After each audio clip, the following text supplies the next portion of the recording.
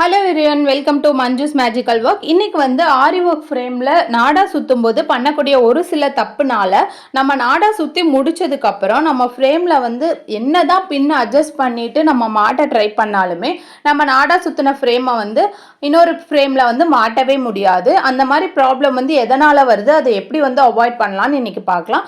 First நம்ம நாடா ஃப்ரேமில் எதுக்காக சுற்றுறோம் அப்படின்னு தெரிஞ்சுக்கலாம். நாடா சுற்றாமல் நம்ம கிளாத் ஃபிக்ஸ் பண்ணி நம்ம ஒர்க் பண்ணோம்னா, ஒர்க் பண்ணி முடிச்சுட்டு நம்ம கிளாத்தை எடுத்து பார்க்கும்போது கிளாத் டேமேஜ் ஆக சான்சஸ் அதிகமாக இருக்குது. நம்ம உடன் ஃப்ரேம் தான் யூஸ் பண்ணுறோம் இல்லையா, அதில் நம்ம கிளாத் ஃபிக்ஸ் பண்ணி ரொம்ப டைட் பண்ணி நம்ம யூஸ் பண்ணுவோம். அப்படி யூஸ் பண்ணோம்னா உடன் ஃப்ரேமில் இருக்க பிசுறுனால கிளாத்தில் டேமேஜ் ஆக சான்சஸ் இருக்குது. இன்னொரு ப்ராப்ளம் என்னன்னா, நம்ம நாடா சுத்தாம கிளாத் ஃபிக்ஸ் பண்ணி ஒர்க் பண்ணும்போது அதிகமாக லூஸ் ஆக சான்சஸ் இருக்கு. நம்ம நாடா சுத்திட்டு கிளாத் ஃபிக்ஸ் பண்ணி ஒர்க் பண்ணோம்னா நமக்கு அந்த டைட்டான கிரிப் நல்லா கிடைக்கும். நமக்கு கிளாத்தும் அடிக்கடி லூஸ் ஆகாம அவாய்ட் பண்ணலாம்.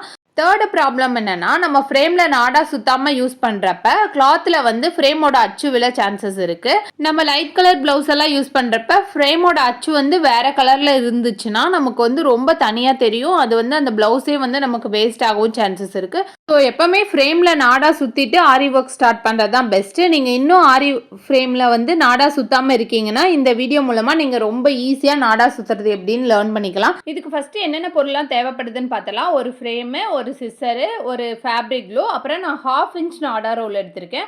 உங்களுக்கு 1/2 இன்ச் கிடைச்சா 1/2 இன்ச் வாங்கிக்கோங்க. இல்லைன்னா 1 இன்ச் தான் கிடைக்குதுன்னா 1 இன்ச் நாடா ரோல் கூட நம்ம யூஸ் பண்ணிக்கலாம். இதில் நான் ஃப்ரேமில் உள் பக்கமாக இருக்க ஃப்ரேமில் மட்டும் நாடா சுற்ற போகிறேன்.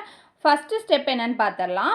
பின் இல்லாத சைடு ஃப்ரேம் எடுத்துக்கலாம். ஃப்ரேமை ஒரு கையில் பிடிச்சிட்டு ஃப்ரேமோட 4 சைட்லேயும் நான் கம் அப்ளை பண்ணிக்கிறேன். செகண்ட் ஸ்டெப் என்னென்னா, ஃபேப்ரிக் க்ளூ அப்ளை பண்ணிவிட்டு அந்த நாடாவோட எட்ஜை இந்த ஃப்ரேமில் நான் எப்படி வைக்கிறேனோ அதே மாதிரி வச்சு அந்த நாடா உள்பக்கமாக கொண்டு போய் இப்படி ஒரு சுற்று சுற்றணும். ஒரு சுற்று சுற்றுனதுக்கு அப்புறமா ஸ்டெப் நம்பர் 3 என்னென்னா, நம்ம தம் ஃபிங்கரில் அந்த நம்ம சுற்றுறதை நல்லா டைட்டாக பிடிச்சிக்கணும்.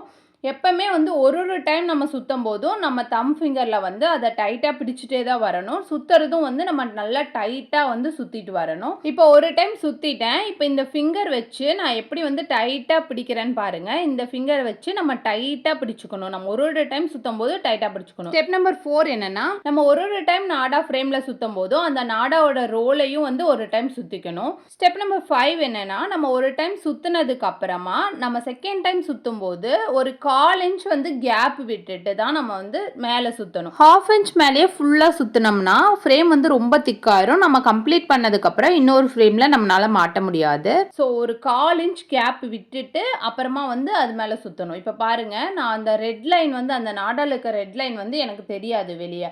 நான் அந்த ரெட் லைனை மறைச்சு சுற்றுறேன். இந்த மாதிரி க்ராஸாக சுற்றிட்டு வரணும். அப்போ தான் நமக்கு அந்த ஃப்ரேம் நல்லா திக்காக ஆகாது. நம்மளால் இதை ஃபுல்லாக சுற்றுனதுக்கப்புறம் நம்ம ஃப்ரேமில் மாட்டும் போது நமக்கு கரெக்டாக இருக்கும். நீங்கள் இந்த கேப் விடாமல் நீங்கள் ஃபுல்லாக மேலேயே சுற்றிட்டு வந்தீங்கன்னா லாஸ்ட்டாக சுற்றி முடிச்சதுக்கப்புறம் நம்ம அந்த பின் இருக்க சைட் ஃப்ரேம் இருக்கு இல்லையா, அதை மாட்டும் போது நம்மளால் மாட்ட முடியாது.